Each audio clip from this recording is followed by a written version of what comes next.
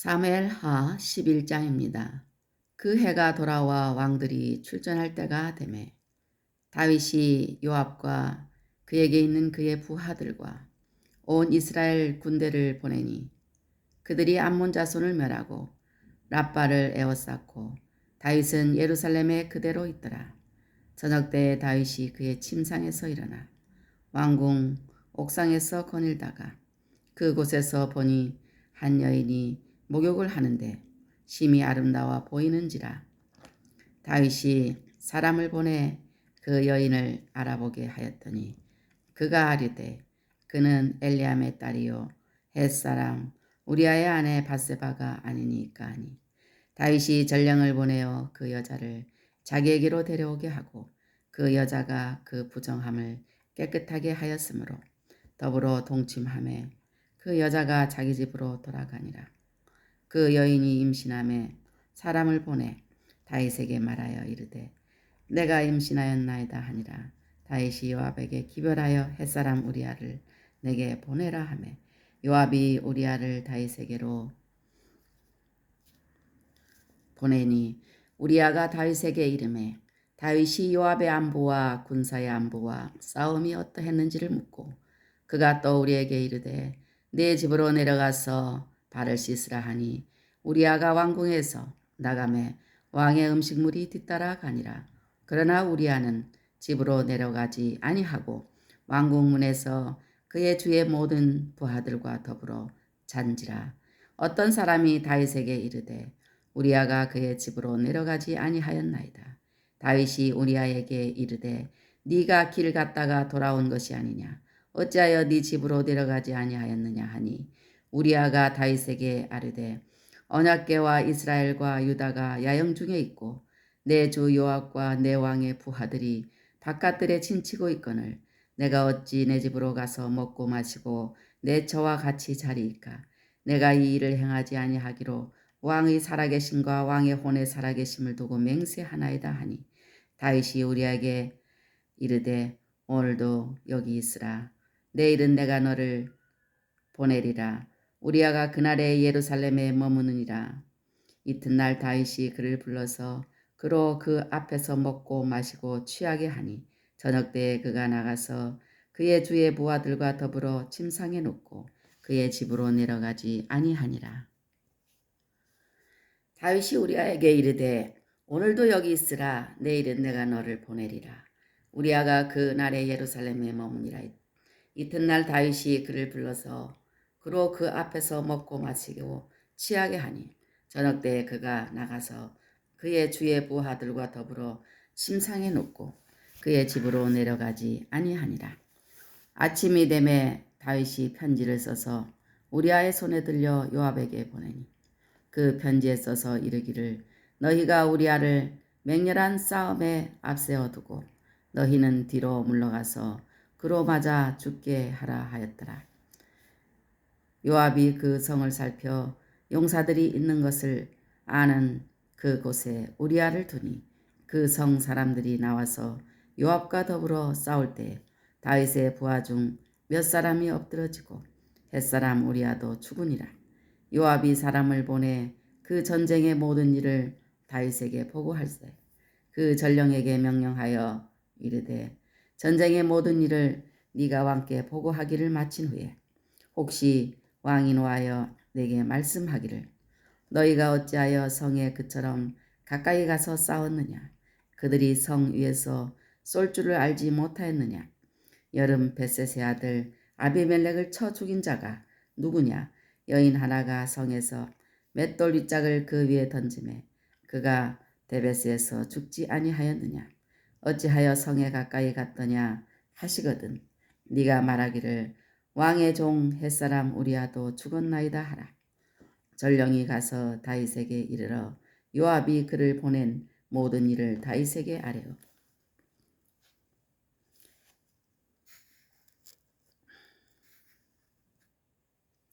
이르되 그 사람들이 우리보다 우세하여 우리를 향하여 들러 나오므로 우리가 그들을 쳐서 성문 어기까지 미쳤더니 활 쏘는 자들이 성 위에서 왕의 부하들을 향하여 쏘매 왕의 부하 중 몇 사람이 죽고 왕의 종 햇사람 우리아도 죽었나이다 하니 다윗이 전령에게 이르되 너는 요압에게 이같이 말하기를 이 일로 걱정하지 말라. 칼은 이 사람이나 저 사람이나 삼키느니라. 그 성을 향하여 더욱 힘써 싸워 함락시키라 하여 너는 그를 담대하게 하라 하니라.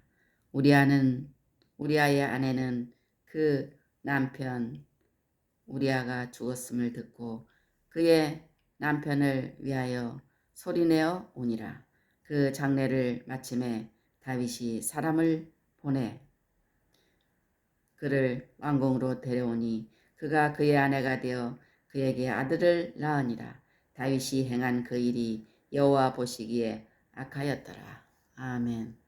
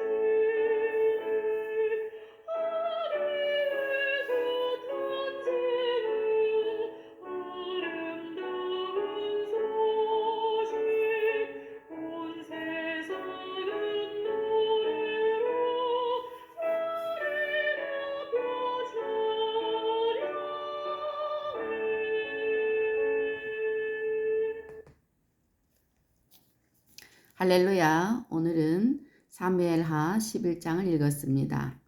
다윗은 어린 나이에 목동으로서 양을 지키고 있을 때 덤벼드는 사자나 곰을 쳐 죽이기도 한 용기 있는 사람이었습니다.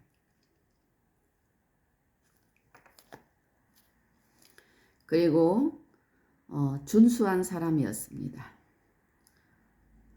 그러한 것이 사람들을 자신에게로 모으는 데에 큰 역할을 했습니다. 하나님을 철저히 믿기 때문에 담대하게도 거인 골리앗 앞에서 기죽지 않고 나아가 물맷돌 하나로 쓰러뜨리고 골리앗의 칼을 빼어 골리앗을 죽임으로 다윗이 죽인 자는 만만이라는 노래를 얻어냈습니다. 왕이 된 후에도 친히 전쟁에 나가서 계속 크게 이김으로 이스라엘을 구해냈습니다. 그러한 다윗이 엄청난 시험에 빠진 것은 친히 전쟁에 나가지 않고 부하들만 내보낸 데서 발단이 됩니다. 사람마다 하나님 재능을 주어 이 세상에 보내십니다. 그 재능은 사용하여 사명을 감당하는 일에 게으르면 시험에 빠지는 것입니다. 또 성도는 그리스도의 복음에 합당하게 생활해야 합니다. 복음은 허물과 죄로 인하여 죽은 우리를 창세전에 하나님께서 그 기쁘신 뜻대로 택하셨는데 이제 우리 죄를 대신 지시고 십자가에 죽으신 예수님을 믿기만 하면 구원이 확정된다는 것입니다. 그러므로 구원받은 자는 다시는 자신을 위하여 살지 않고 신중함과 의로움과 경건함으로 살아가야 합니다. 다윗은 택하신 왕으로서 지금 전쟁 중에 전쟁 중인데 안일에 빠졌습니다. 또 인간은 연약하여 시험거리는 피하지 않으면 넘어집니다. 요셉은 단연코 유혹을 피하였습니다. 음행과 정욕은 피하여야 함에도 다윗은 그렇지 못했습니다. 다윗이 빠진 함정은 전쟁에 친히 나서지 않았고 자신의 생활에 충실치 않고 안일하게 보냈고 또 시험거리를 피하지 않았습니다. 시험거리는 우리아의 아내인 것이죠. 또 사무엘하 11장 14절로 17절 말씀에 보면은 다윗은 밧세바와의 간음을 은폐하기 위해서 충직한 밧세바의 남편 우리아를 죽일 계획을 세우고 그 계획을 적은 지령서를 우리아의 손에 들려 전쟁터로 보냈습니다. 우리아는 이방 햇사람으로서 이스라엘 왕에게 충성을 다하는 다윗의 30용사 중에 한 사람이었습니다. 그의 손에 그를 죽이라는 편지를 들려 보낸다는 것은 그가 절대로 왕의 편지를 중간에 훔쳐보지 않을 것이라는 그의 충성심에 대한 확신이 있었기 때문입니다. 이렇게 절대적인 충성을 신임하는 이방인 장군을 이렇게 철저하게 속여 죽게 한다는 것은 그 순간만큼은 다윗이 완전히 마귀에게 사로잡혀 있었고 처절하게 이성을 잃었음을 보여줍니다.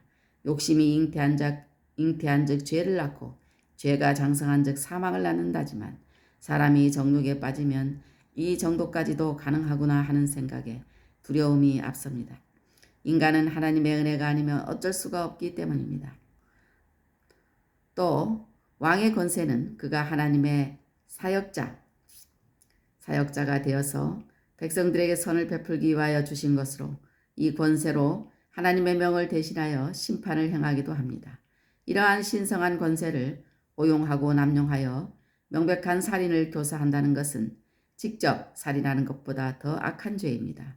우리 사회에서도 죄를 악용하여 죄를 범하는 것을 많이 볼 수 있는데 사탄을 의시한 타락한 천사들보다 나을 것이 없습니다. 다윗은 군대장관 요압에게 이 살인죄의 실천을 명령하였습니다. 왕의 명령이니 거역할 수 없었을 것입니다. 시행한 요압도 직접 살인죄를 면할 수 없지만 왕의 권세를 악용한 다윗의 죄는 에덴 동산의 사탄 뱀처럼 더욱 악한 것입니다. 그래서 이 다윗이 큰 실수는 본인의 손에 그를 죽이라는 편지를 보냈고 그러니까 우리아의 손에서 우리아를 죽이라는 그 편지를 보냈고 그 우리아가 그만큼 충성스럽다는 겁니다. 편지를 보지 않을 거라는 그 믿음을 알았기 때문에 우리아의 손에 우리아를 죽이라는 그 편지를 보냈고 의도적으로 우리아를 죽이도록 명령했고 요압까지 살인 죄악에 끌어들였던 것입니다. 우리는 이것을 보면서 다윗이 시험에 빠져서 이렇게 악한 죄를 지었습니다. 우리는 시험에 빠지지 않게 노력해야 되겠습니다. 오늘도 주님 안에서 승리하세요. 아멘.